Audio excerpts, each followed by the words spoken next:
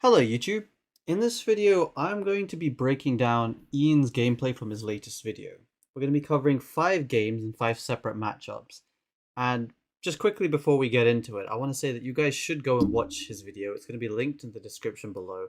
You guys should go and watch his video on his channel first and then come back here and, well, we'll be going over things like his interactions, his thought process, mindsets, game strategy, all of that in this video. So this first game, he's playing against Pekka Spam, and opponent goes for battle ram counters with a Tesla. The first thing I want to note is that he goes for a Mighty Miner to counter a Ghost. You don't have a great way of dealing with Mighty Miners, and so it makes a lot more sense just to cycle your Mighty Miner against Ghosts, let it full counter, and then this is the second thing. He uses his ability here. Now, for those of you wondering why he uses his ability here, when your Mighty Miner is going up against cards that are just going to delete it, such as a prince, such as a Pekka or a prince, as we'll see later, it makes a lot more sense to use your ability to force out more elixir on defense from your opponent, because it's quite easy to get a positive elixir trade against a Pekka, but it's hard for your opponent to get a positive elixir trade against the Mighty Miner. So that's why Ian did that. He forced out a bunch of elixir and got, a really positive elixir trade onto the opponent's Pekka. Goes for a hog when the opponent has just gone in for his attack, and then goes again for his skeletons. If you guys didn't know, I mean, it's pretty basic interaction, but either one of these two tiles, you can play your skeletons here or here, and it'll full counter a bandit. You just have to release your finger when the bandit is about to dash. And this is one of those matchups where it's so easy to lose if you overcommit. So control is the most important thing. You can see here how Ian doesn't go for a Mighty Miner. That wouldn't make sense. It's just going to die to the Pekka.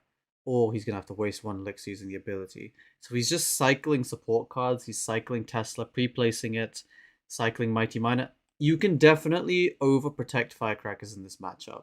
It's actually kind of important to you because the opponent only has a poison as a spell in order to kill it. Another thing which Ian actually mentions in the video, but that's still quite important, is that you can go EQ log to full counter a magic archer, which is a really important interaction. You can do the same thing against mother witches. Both of them are interactions where, and matchups where when you play these cards, you basically always cycle an earthquake onto it, unless they play opposite lane, in which case you can sort of delay.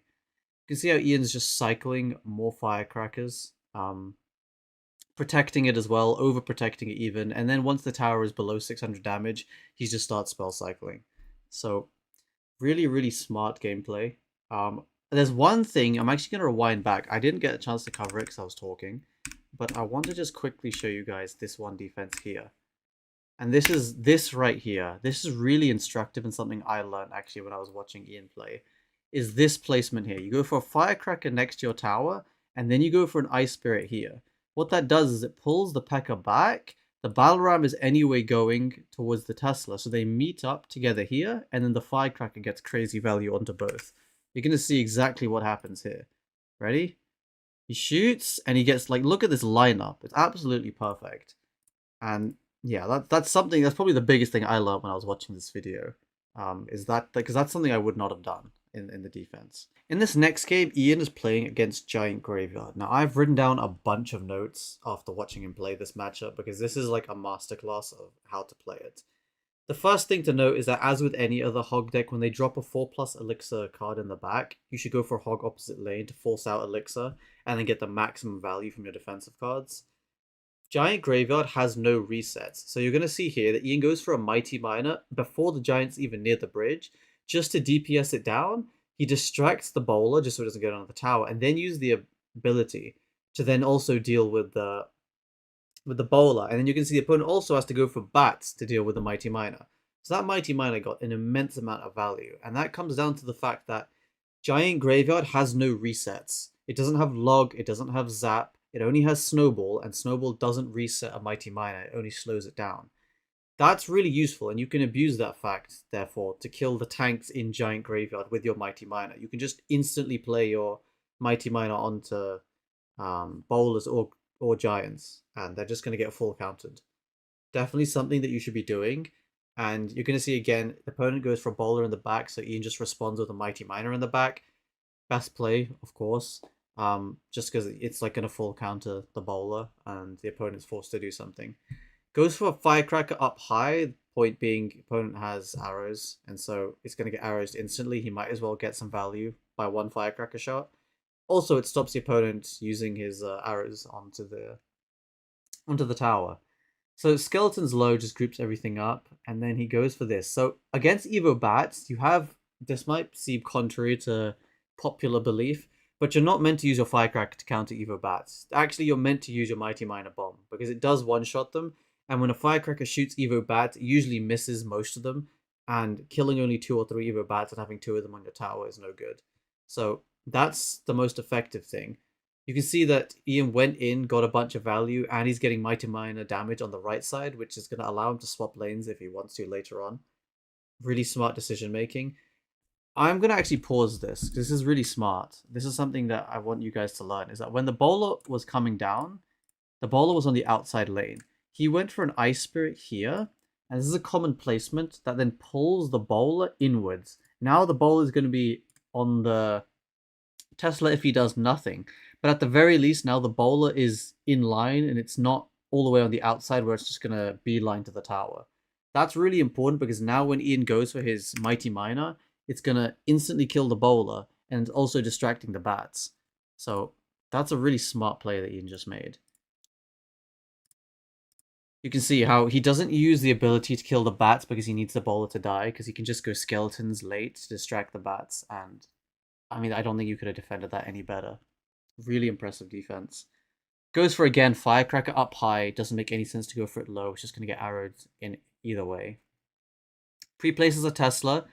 And I guess he was expecting the opponent to go in for a giant graveyard push. No idea why the opponent didn't. Ian goes for his Mighty Miner onto the bowler. Goes for an Ice Spirit. Everything gets, dealt with. Skeletons as well. Helps deal with the graveyard. You want to be, again, cycling Firecrackers up high because the opponent's just going to arrow it. And you can outcycle arrows. That's the thing. Like right now, the opponent, I'm not sure if he has it in cycle, but he's not using it. So Ian's already got 2 Teslas down, Evo Tesla, and then he just goes for a hog right before.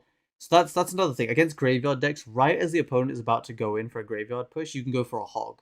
That'll either stop them going for a graveyard push, as is what happened, or if they go for a giant graveyard push, they have no elixir, because giant graveyard is 10 elixir. What are you going to do for a hog?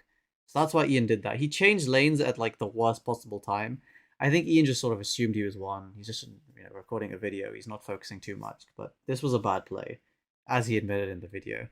And now he doesn't have his Tesla, but it doesn't even matter. Mighty Miner is just so good at dealing with giants and stuff that even when he messes up, he pops the bomb. Night Witch is dead. I will say you have to be careful to use your bomb. You need to be using your bomb. And you need to not forget to. I've lost so many games by just forgetting to use the bomb or using it too late, because there's kind of a lot of delay between when you press the Mighty Miner bomb ability and when it actually pops. So you should definitely keep that in mind. Last thing, I mean, he's going to win this game by spell cycling, but the last thing I want to mention is that when you're down Elixir, as Ian was a couple times in this game, you should never go for a hog. That's when you should be focusing purely on defense. In this third game, Ian is playing against Royal Giant. And the key to this matchup is just being really careful when you cycle your hogs. It's different to 2.6, that 2.6 you at least have Ice Golem Hog that can get through a Fisherman. But if you're playing Hog EQ and you just solo cycle hogs into their Fishermans, you're just giving them, Hog doesn't get any damage. The Fisherman full counters the Hog, and they have a 3 elixir that are on the counter push. Here you can see that Ian outcycled the Fisherman. He'd already defended an RG push, which is why he was then able to go in. If the opponent had RG in hand, he would have gone in, like, aggressively. But now that he went so aggressively, the opponent is forced to overspend and therefore doesn't have any elixir now to defend.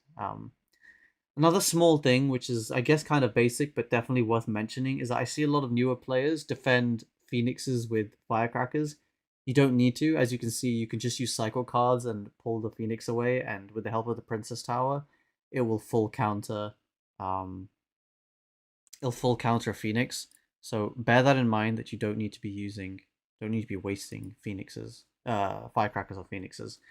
He goes for this play. Now, this is kind of a ballsy play, and this is something, as Ian explained, the opponent only has one Fisherman in hand at a time. And the point of Ian's play was that the opponent needs the Fisherman to do 2 things at the same time.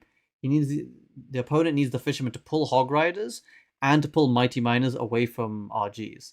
So if he went for a hog, the Fisherman in theory, would then latch onto the hog, be distracted by the hog, and then he would have gotten a Mighty Miner to full counter an RG, which would have been ideal. Now, the opponent messed up, I can only presume, but he messed up his Fisherman placement, so it pulled the Mighty Miner. I think that play Ian made is a lot less risky in double, but it's also less effective in double. One thing I want to point out is exactly what Ian just did. You see how he played his fisherman, his firecracker in the corner? That's really important because what it does is it doesn't allow the opponent to get any fireball value. Any troops coming down here are going to line up and he gets tons of value from his firecracker. Also, when anything is played in the pocket and anything's crossing the bridge, the firecracker is going to shoot across the arena and splash everything. So it does many, many things at once, which is why you can see Ian's constantly cycling his firecrackers in the corner. Another thing you can do is go for this Mighty Miner ability. Mighty Miner here, pop the ability, jump to this side, and then go for a hog at the same time whilst it's being tanked for. So really nice plays by Ian. Another more subtle way you can do it is just by dropping your Mighty Miner here. It will keep going up, and then you can use it once it's, you can use it on a counter push as opposed to just dropping it. Whenever the opponent has support troops that are coming near your tower, like the opponent just had a Fisherman, he just had a Phoenix, all of this stuff, it's almost guaranteed that they're going to then pocket RG, which is why you can see Ian's predicting it by going Tesla in the pocket. It also makes a lot of sense in this matchup to pre-place Teslas, as Ian's doing, like this. Again, Mighty Miner to counter ghosts.